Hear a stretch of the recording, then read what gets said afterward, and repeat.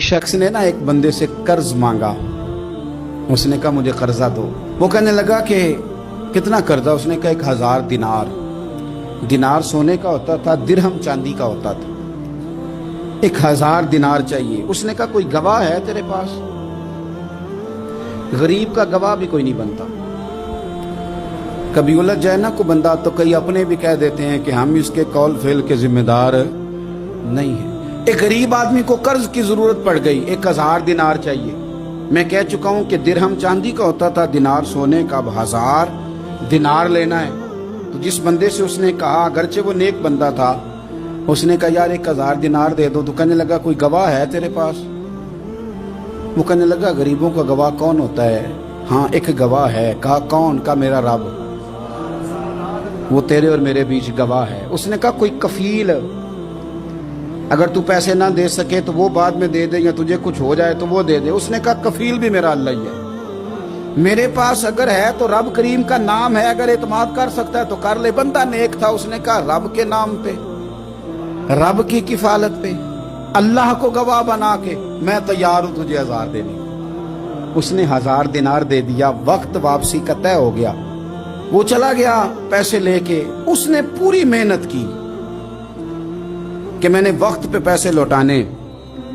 پوری محنت بھی کر لی، اللہ نے مدد بھی کر دی. پیسے بھی اس تاریخ کو اسے مل گئے. بعض لوگوں کا تو لوٹانے کا دل ہی نہیں نہ ہوتا. فرمایا حدیث پاک میں کہ تو لوٹانے کا ارادہ کر، رب تیری مدد بھی فرمائے گا.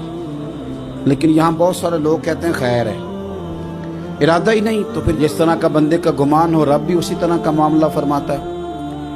اس نے پیسے جمع بھی کر لیے اور واپس دینے کو تیار بھی ہو گیا. لیکن رستہ بحری جہاز کا تھا، کشتی کا تھا، دریا کے رستے واپس آنا تھا. اب وہ جب آ گیا دریا کے کنارے تو بڑی کوشش کی، پر وہاں اسے کوئی کشتی نہیں ملی. وقت پہ پیسے لوٹانے ہیں، سفر کرنا ہے، اب سواری میسر نہیں ہے.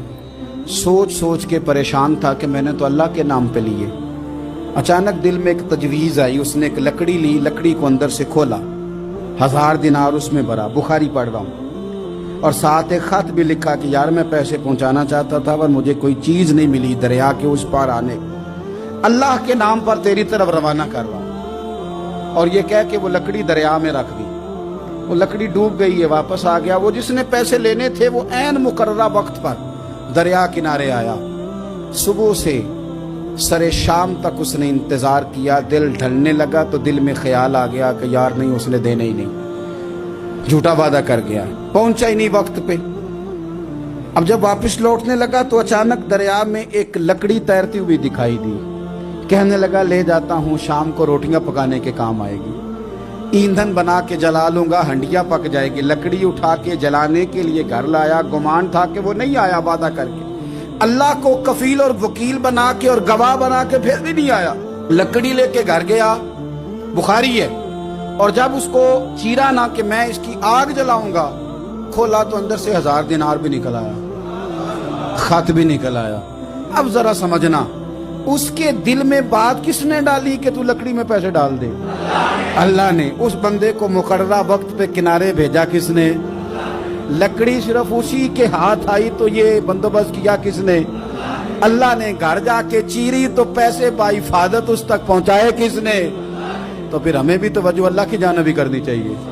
ہمارے پہ دل کی توجہ رب کی طرف ہی ہونی چاہیے نا. ہمیں ادھر ادھر جانے کی، دیکھنے کی، بندوں پر غور کرنے کی ضرورت کیا ہے؟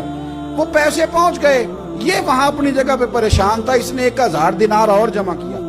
پھر دوبارہ ایک دن دریا کنارے آیا، کشتی مل گئی. بیٹھ کے اپنے اس بھائی کے پاس آیا. کہنے لگا دیکھنا مجھ پر بدگمان نہ ہونا، پیسے اس تاریخ کو بھی جمع کر لیے تھے. دریا پہ آیا تھا پر کشتی نہیں ملی تھی.